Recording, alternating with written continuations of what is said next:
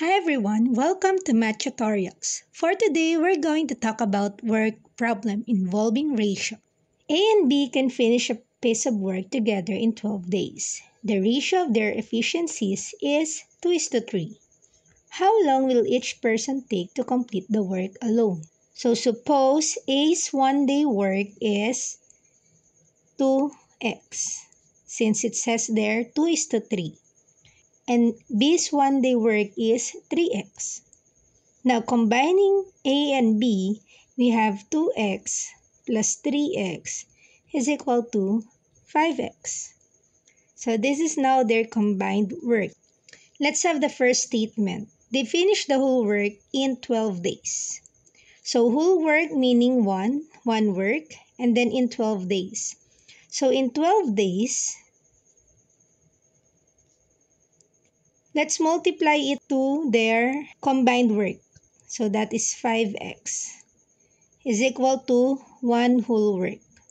So let's multiply 12 times 5, that's 60. X is equal to 1.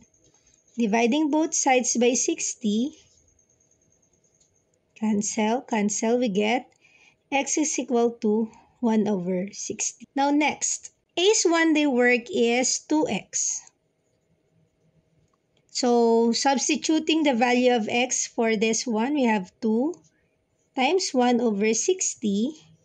Again, this is for A's work. So, you have 2x. 2 times 1, that is 2 over 60. 2 over 60 is equal to 1 over 30. Next, for B, so you have 3x is equal to 3. Substitute the value of x. 1 over 60. 3 times 1, 3 over 60. Or, simplifying this one, that is 1 over 20. We can say that A can finish one work in 30 days, while B can finish his work in 20 days. So we can say that A can finish his work in 30 days and B can finish his work in 20 days. Thank you for watching. Don't forget to like, subscribe, and follow our page, Math Teacher Gon. Bye-bye!